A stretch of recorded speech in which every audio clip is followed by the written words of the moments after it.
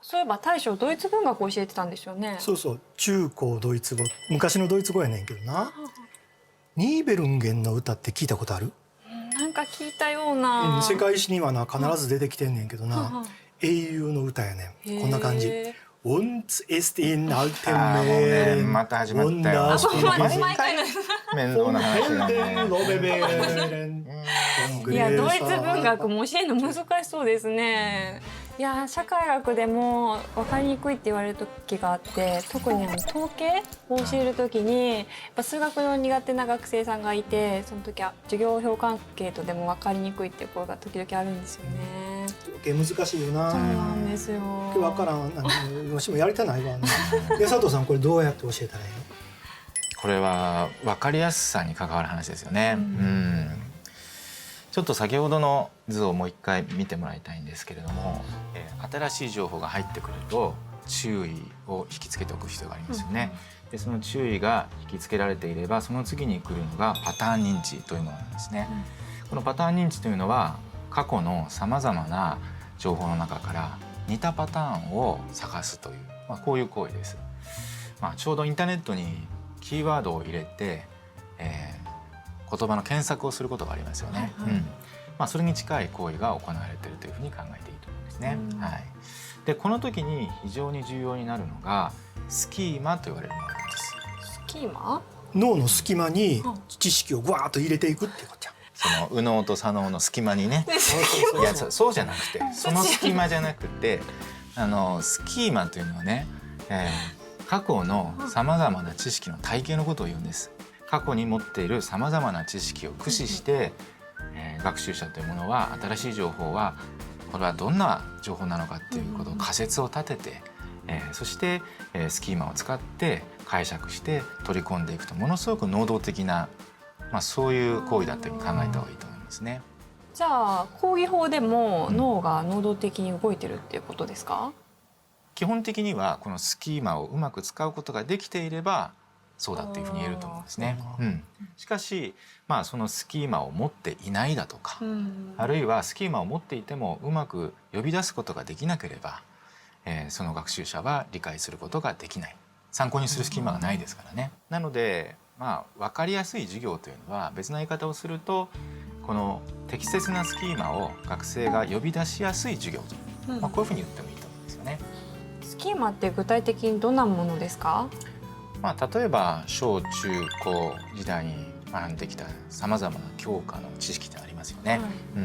それから、学生さんが個人的に経験をしながら学んできた経験値、もっと身近なところで言うと前回教えた授業の知識、こういったものもスキーマになりますよね。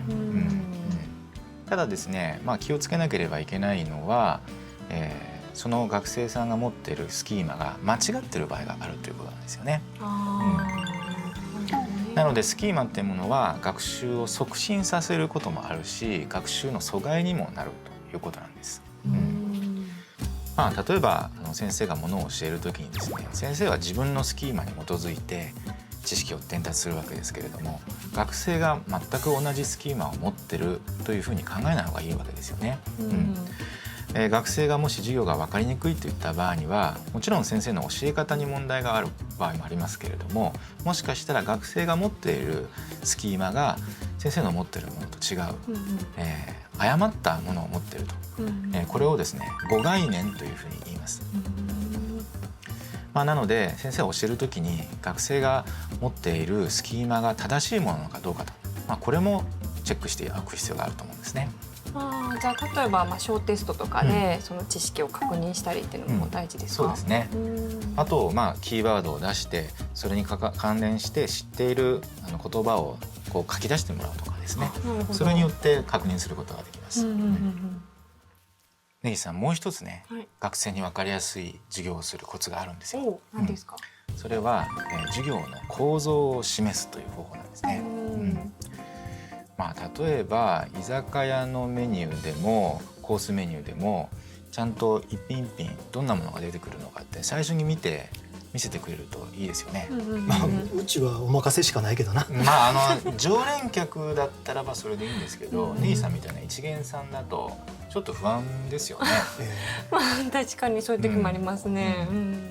それと同じことが脳の中でも起きてます。だから先生によってはね、例えば今日扱う授業の内容を黒板の片隅に、目次としてこう書いておくっていう先生もいるんですね。すごくいいアイデアかなというふうに思います。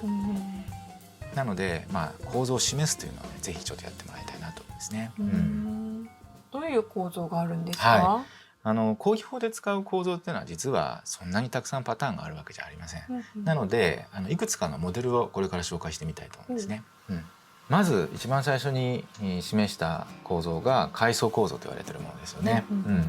これは大学の先生にとっては非常に馴染みやすい構造かなというふうに思います。我々論文をこんなふうに書きますよね。ただ気をつけなければいけないのは、さっき言ったように先生の頭にはこのスキーマは入ってるけれども、学生の頭にはこのスキーマが入っていない可能性があるということです。ですので、例えば3から4のトピックに移る時ですね、学生はここに階層を越えて移動しているっていうことが理解されない場合があるんですね。その時に分からないとか分かりにくいという表現が出る場合があります。次の構造は順序構造と言われているものです。順番にトピックが移り変わっていくということなんです。歴史を教える先生なんかは歴史の時代順にこんな風にして教えていくんじゃないかなというふうに思うんですけれども、気をつけなければいけないのはやはりこれ長時間続くと学生の集中力が途切れてしまうということですよね。ですので時々記憶の点検、授業の終わりには要約をしてあげると、これが必要になってきます。なるほど。次が比較構造と言われているものですね。こんな風に表にしてみると非常に分かりやすいかと思うんですけれども、それこそ社会学、X という国と Y という国、A、B、C という要素で比較をしてですね、ものを教えていくと。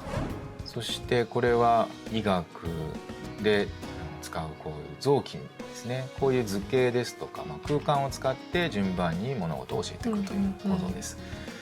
例えば天文学だったらば天文図ですとか、それから建築とか工学の場合は設計図、これに基づきながら教えていくっていうのがこのモデルになりますね。で最後は問題解決型の構造と言われているものなんですが、根岸さんは PBL っていうのを聞いたことがありますか？ PBL ですか？ないですね。大将も聞いたことあります？知らんな。これはプログラムベースドラーニングと言われているものですね。なんて？プログラムベースドラーニングです。問題を基盤にしてさまざまな問題がここにありますよと、そして先生がいくつかの手がかりとなる情報や証拠を見せながら学生自身に推論させて仮説を立てさせて問題を解かせるというものなんですね。アクティブラーニング型の授業、少人数の授業なんかではよく使われている方法なんですけれども、講義法の中でもですね、この構造を使って教えることは十分可能かなというふうに思います。こんな風にして可視化するという方法以外にもいい方法があるんです。何でしたろう？それは口頭でこの構造を説明しちゃうってことなんですね。どういうことかって言いますと、まず最初にあるこの方向指示ですね。例えば今日は3つ大きなトピックを扱います。1つ目はこれ、2つ目はこれ、3つ目はこれ。では1つ目から順番に説明していきましょうと。こんな言い方ですよね。次が構造化です。要点要点で区切ってですね、今まで説明してきたのはトピックの1でした。これからトピックの2に移りますと。こういった言葉を差し挟んであげるっていうのが構造化です。3番目は強調と言われているもので、ここがとっても重要ですよと。ここ期末試験に出るでーってやつな。急に学生が起きるやつですね。注意喚起という意味でもこれは重要かなというふうに思います。そしてこの最後の関連付けですね。例えば前回教えたこの内容と今日の今教えている内容は関連してますよねとか、それからこの内容は来週教える内容ととても強く関連してますというようなことを添えてあげるということですね。こんなふうにして口頭でも説明をしてあげると構造がより分かりやすく伝わる、分かりやすい授業になるんじゃないかなというふうに思いますね。どう根岸さん、分かった？なんかできる気がしますね。特に今回は黒板の横に構造を示すっていうアイディア、早速使ってみたいと思います。ぜひぜひ。はい。じゃあこれでお悩み解決ですね。ですね。ありがとうございます。はい、じゃあ乾杯しましょう。あやったーはい、乾杯。乾杯。